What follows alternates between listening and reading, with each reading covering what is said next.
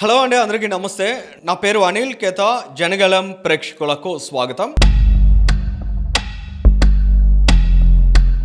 ఆంధ్రప్రదేశ్ రాష్ట్ర ప్రజలంతా ఒక అంశాన్ని చాలా బలంగా గుర్తు చేసుకోవాలి.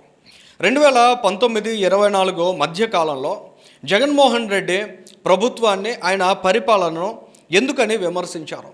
ఏ కారణం చేత ఆయన పరిపాలన ఆంధ్రప్రదేశ్ రాష్ట్ర ప్రజానీకానికి రుచించలేదు అనే అంశాలను ఒకసారి గమనించినట్లయితే, అభివృద్ధిని కాంక్షించే ప్రజలు, ప్రగతి దిశగా రాష్ట్రం పరుగులు పెట్టాలని ఆలోచించేటువంటి ప్రజల్ని జగన్మోహన్ రెడ్డి చాలా తీవ్రంగా నిరుత్సాహపరిచారు.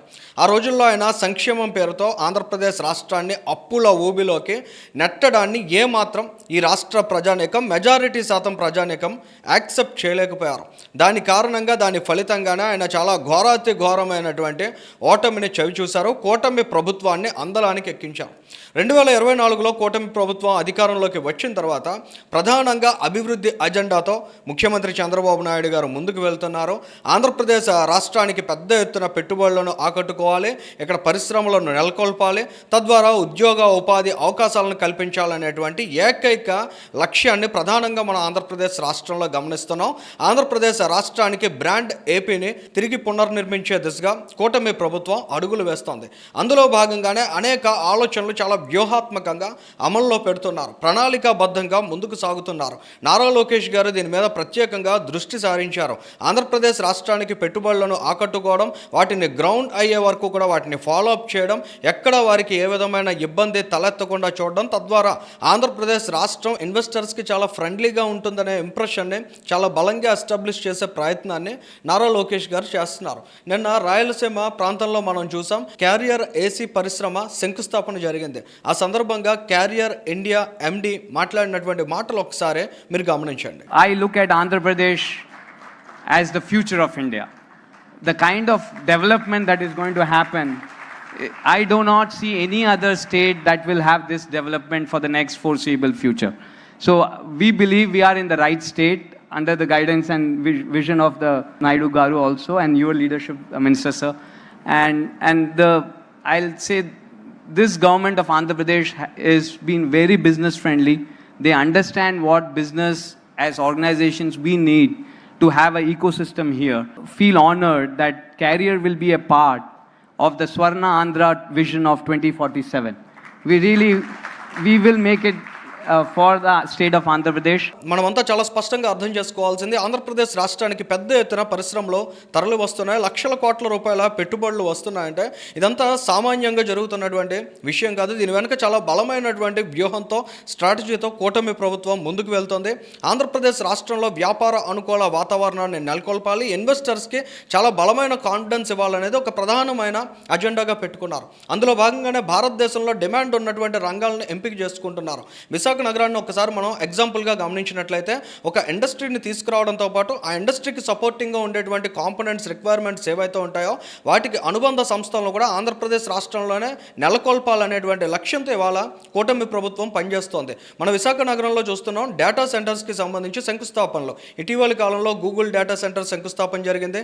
దానికి ముందు సిఫీ టెక్నాలజీస్కి సంబంధించిన డేటా సెంటర్ శంకుస్థాపన కూడా జరిగింది. రిలయన్స్ ఇండస్ట్రీ కూడా 11 నుంచి 17 బిలియన్ డాలర్లు విశాఖ నగరంలో డేటా సెంటర్స్ రంగంలో ఇన్వెస్ట్ చేయడానికి ఇప్పటికే సిద్ధమవుతోంది. సో ఈ రకమైనటువంటి డేటా సెంటర్స్ అన్ని 2029-30 సంవత్సరం నాటికి 6 గిగావాట్ కెపాసిటీ తోటి విశాఖ నగరం నుంచి డేటా సెంటర్స్ అనేవి ఆపరేట్ అయ్యే దిశగా ఆలోచనలు చేస్తున్నారు. సో ఇటువంటి లక్ష్యం అనేది నెరవేరినట్లయితే వాటికి అనుబంధంగా కూలింగ్ కాంపోనెంట్స్కి కూడా చాలా బలమైన డిమాండ్ ఉంటుంది. వాటికి కేంద్రంగా రాయలసీమ ప్రాంతాన్ని వాళ్ళ ఎంపిక చేశారు. అందులో భాగంగానే క్యారియర్ ఏసీ పరిశ్రమకు కూడా అక్కడ శంకుస్థాపన జరిగింది. నిన్న మీటింగ్లో వచ్చినటువంటి కొన్ని ఇన్పుట్స్, డీటెయిల్స్ కానీ మనం గమనించినట్లయితే 9 ప్రముఖ ఏసీ తయారీ సంస్థలు, 30కి పైగా కాంపోనెంట్స్, ఇంకా వాటి సరఫరా భాగస్వాములు, 12,000 కోట్ల రూపాయల పెట్టుబడితోటి ఇప్పటికే ఈ రంగంలో ఆంధ్రప్రదేశ్ రాష్ట్రం ప్రత్యేకమైన ముద్ర కనబరుస్తోంది.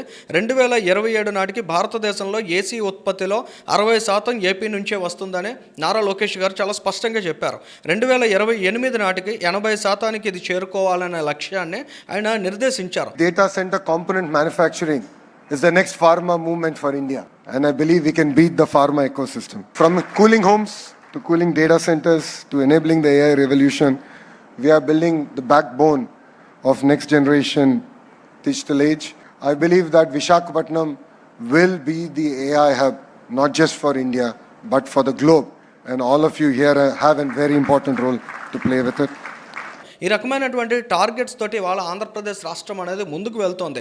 ఇవాళ ఆంధ్ర రాష్ట్ర ప్రజానీకమంతా గమనించాలి. ఇప్పటి వరకు ఆంధ్రప్రదేశ్ రాష్ట్రం నుంచి ఇతర రాష్ట్రాలకు దేశాలకు వలసలు పోయేవారు. కానీ ఖచ్చితంగా ఈ పారిశ్రామిక విప్లవం అనేది ఆంధ్రప్రదేశ్ రాష్ట్రంలో భవిష్యత్తులో సృష్టించబోయే అవకాశాలను ఒక్కసారి మనం అంచనా వేసినట్లయితే ఆంధ్రప్రదేశ్ అనేది ఎంప్లాయ్మెంట్కు డెస్టినేషన్ కాబోతోంది అనేది చాలా బలంగా మనం అంతా కూడా అర్థం చేసుకోవాలి. ఇక్కడ డేటా సెంటర్స్ నిర్మాణం గురించి ఇందాక మనం ప్రస్తావించాం కాబట్టి దానికి అనుబంధంగా ఇండస్ట్రీస్ రిక్వైర్మెంట్ ఎలా ఉంటుందనేది కూడా ఒకసారి మనం గమనించినట్లయితే advanced cooling systems, high efficiency chillers, power electronics, control systems, precision manufacturing ఇలాంటి రిక్వైర్మెంట్స్ అన్నీ కూడా భవిష్యత్తులో విశాఖ నగరంలో ఎస్టాబ్లిష్ అయ్యేటువంటి డేటా సెంటర్స్కి రిక్వైర్మెంట్ ఉంటాయి. మరి వీటన్నిటినీ మనం ఇతర రాష్ట్రాలు లేదా దేశాల మీద డిపెండ్ అవ్వకుండా ఆంధ్రప్రదేశ్ రాష్ట్రం నుంచే వాటికి అవసరమైనటువంటి రిక్వైర్మెంట్ని ఫుల్ఫిల్ చేయగలిగినట్లయితే ఆ రిసోర్సెస్ అన్నీ కూడా మన ఆంధ్రప్రదేశ్ రాష్ట్రంలోనే కేంద్రీకృతమై ఉంటాయి. సో తద్వారా ఆంధ్రప్రదేశ్ రాష్ట్ర ప్రభుత్వానికి సంపద పెరుగుతుంది. ఇక్కడ యువతకి ఉద్యోగ ఉపాధి అవకాశాలు కూడా మెరుగుపడతాయి. So skilling, testing, certification, that's our cornerstone. Partners here, we are launching a new AI generated model which is called Naipunyam. So all the youth of Andhra Pradesh are going to be on this portal. They're going to be skill assessed using conversational AI. It's first of its kind in the world. So we are actually launching that at the end of this month. So please be partners of that story because that's where we want to assess skills. We would love your input and we want to create job-ready youth. So ఓవరాల్గా ఒకసారి మనం గమనించినట్లయితే ఆంధ్రప్రదేశ్ రాష్ట్రం కేవలం పెట్టుబడులను మాత్రమే ఆకర్షించట్లేదు, ఒక బలమైన ఫుట్ ప్రింట్ భారతదేశంలో ఆంధ్రప్రదేశ్ రాష్ట్రం ఎస్టాబ్లిష్ చేస్తుంది. తన బలమైన ఇంపాక్ట్ ద్వారా రానున్న రోజుల్లో పరిశ్రమలు, పెట్టుబడులు అంటే ఆంధ్రప్రదేశ్ రాష్ట్రం వైపు ప్రతి ఒక్కరూ చూసేటువంటి వాతావరణాన్ని క్రియేట్ చేస్తుంది. కొత్తగా ఆవిర్భవించిన ఆంధ్రప్రదేశ్ రాష్ట్రం దశాబ్ద కాలంలో చేసినటువంటి ప్రయాణం ఒక ఎత్తు అయితే రానున్న దశాబ్ద కాలంలో ఆంధ్రప్రదేశ్ రాష్ట్రం వేగవంతమైన అభివృద్ధి ఆలోచనలతో సృష్టించబోయే పారిశ్రామిక విప్లవం అనేది ఖచ్చితంగా ఈ రాష్ట్ర భవిష్యత్తును అత్యద్భుతంగా తీర్చిదిద్దనుందనేది మాత్రం చాలా స్పష్టంగా అర్థమవుతోంది. So having this tight cluster-based development is going to be very, very important for manufacturing to succeed. And we are building 22 such clusters. Next door, we are building a glass cluster. There's already an AC cluster, renewable energy cluster, space city is coming next door. Compressed biogas cluster, data city, medical devices manufacturing, pharma, steel. Across sectors, we're building tight clusters. So please be part of this amazing growth story that Andhra Pradesh is ready, India is ready, and the future is built here in the great state of Andhra Pradesh. ఈ వీడియోకి సంబంధించి మీ అభిప్రాయాన్ని కూడా comment చేయండి. Thank you.